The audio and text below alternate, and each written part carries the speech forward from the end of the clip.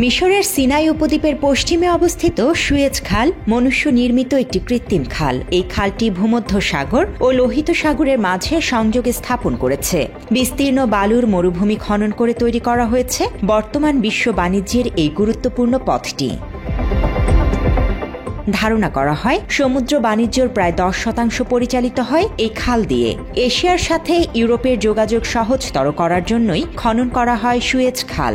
একসময় ইউরোপ থেকে এশিয়া যাওয়ার জন্য আফ্রিকার উত্তমাশা অন্তরীপ ঘুরে যেতে হতো। এতে করে সমুদ্র পথে প্রায় 7,000 কিলোমিটার পথ বেশি পাড়ি দিতে হয় জাহাজগুলোতে। সুতরাং বোঝাই যাচ্ছে এই খাল যাতায়াতের এক নতুন দিগন্ত উন্মোচন করেছে। সময়ের সাথে সাথে পণ্য পরিবহনেও বিপুল পরিমাণ অর্থের সঞ্চয় হয় এই পথ দিয়ে যাতায়াতের কারণে।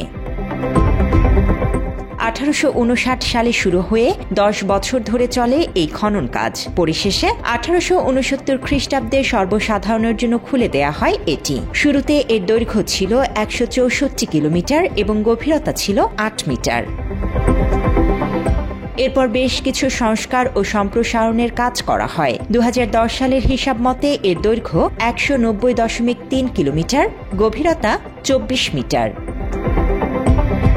মিশর 1956 সালে সুয়েজ খালকে জাতীয়করণ করে। এর মালিকানা ও পরিচালনার দায়িত্ব মিশরের সুয়েজ ক্যানেল অথরিটির উপর ন্যস্ত। আন্তর্জাতিক চুক্তি অনুযায়ী সুয়েজ খাল শান্তিকালীন অথবা যুদ্ধকালীন সব সময়ে যে কোনো দেশের পতাকাবাহী বাণিজ্যিক বা যুদ্ধ জাহাজের জন্য উন্মুক্ত থাকবে। সুয়েজ খালে আটকা পড়া কন্টেইনারবাহী জাহাজ এভার গিভেন এর কারণে এটি বিশ্ববাসীর কাছে আবারও আলোচনায় আসে।